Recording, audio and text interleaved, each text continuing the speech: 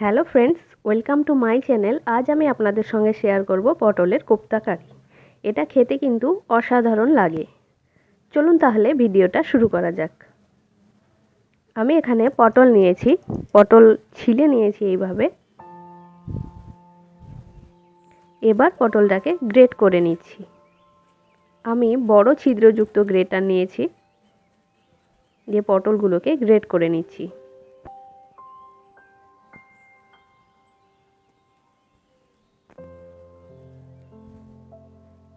সমস্ত পটল গ্রেট করে নেওয়া হয়ে গেছে। এখানে আমি নিয়েছি স্বাদমতো লবণ, নিয়েছি শুকনো লঙ্কার গুঁড়ো, হলুদ গুঁড়ো, কালো জিরে, সামান্য একটু খাবার সোডা নিয়েছি জিরে গুঁড়ো, ধনে গুঁড়ো। এখানে নিয়েছি কাঁচা লঙ্কা কুচি, গ্রেট করে নেওয়া আদা, আর নিয়েছি রসুনটাকেও গ্রেট করে নিয়েছি। এখানে নিয়েছি বেসন। এবার সমস্ত উপকরণ এই গ্রেট করে নেওয়া পটলের মধ্যে দিয়ে দিলাম। খুব ভালোভাবে মেখে নেব।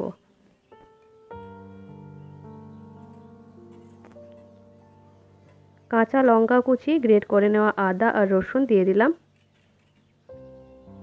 এবার বেসন দিয়ে দিচ্ছি। সমস্ত উপকরণ খুব ভালোভাবে মেখে নেব।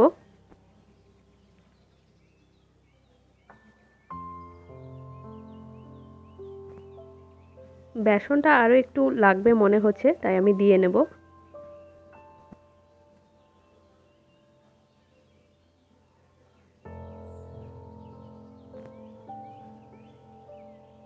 আরও 2 চামচ মতো বেসন আমি দিয়ে দিলাম। এবার আবারও খুব ভালোভাবে মেখে নেব।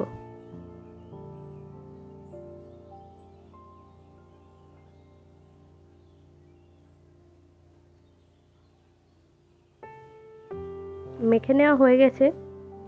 এবার গ্যাসে একটা কড়াই বসিয়ে দিয়ে এর মধ্যে তেল দিয়ে দিয়েছি। এবার এইভাবে ছোট ছোট করে পাকোড়ার মতো ভেজে নিচ্ছি।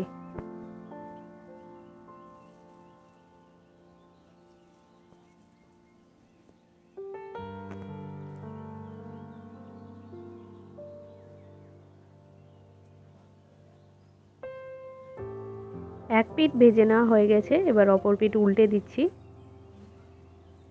মিডিয়াম ফ্লেমেই খুব ভালো করে ভেজে নেব।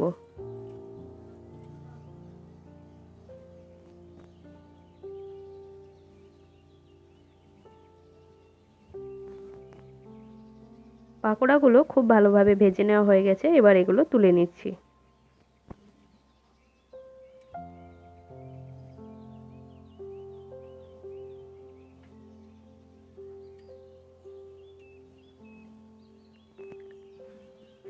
এই সেমভাবেই আমি বাকি পাকোড়াগুলোও ভেজে নেব। এবার ওই কড়াইটাই আমি ধুয়ে পরিষ্কার করে নিয়েছি।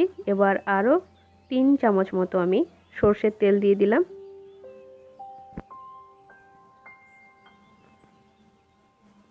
এবার এর মধ্যে পেঁয়াজ কুচি দিয়ে দিচ্ছি।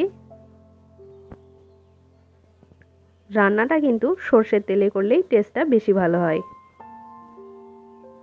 এবার পেঁয়াজটা একটু নাড়াচাড়া করে নিচ্ছি। এবার এর মধ্যে দিয়ে দিলাম 1 চামচ পেঁয়াজ বাটা, দিয়ে দিলাম গ্রেট করে নেওয়া আদা আর রসুন। এখানে আমি হাফ চামচ করে দিয়েছি। দিয়ে দিলাম সামান্য হলুদ গুঁড়ো, হাফ চামচ জিরে গুঁড়ো দিলাম, আর হাফ চামচ ধনে গুঁড়ো। স্বাদ মতো লবণ দিয়ে দিলাম। একটু নাড়াচাড়া করে নিলাম। এবার দিয়ে দিলাম হাফ চামচ কাশ্মীরি লঙ্কার গুঁড়ো।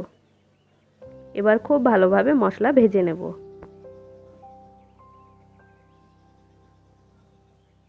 মশলা খুব ভালোভাবে ভেজে নেওয়া হয়ে গেছে। এবার এর মধ্যে আমি জল দিয়ে দিলাম, আর দিয়ে দিলাম চেরা কাঁচা লঙ্কা। এবার ঢাকা দিয়ে ঝোলটাকে ফুটিয়ে নেব।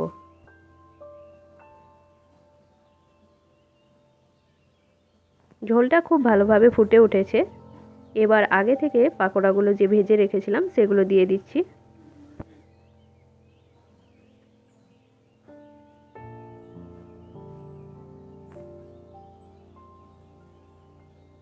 পাকোড়াগুলো দিয়ে দিলাম। এবার এর মধ্যে আমি দিয়ে দিচ্ছি 1 চামচ চিনি। চিনিটা দিলে কিন্তু টেস্টটা ভীষণই ভালো হয়। এবার ঢাকা দিয়ে 3 মিনিট রান্না করে নেব। রান্না করে নেওয়া হয়ে গেছে। তৈরি হয়ে গেছে আমাদের পটলের কোফতা। এটা খেতে কিন্তু অসাধারণ লাগে। এবার একটা বাটির মধ্যে আমি নিয়ে নিচ্ছি।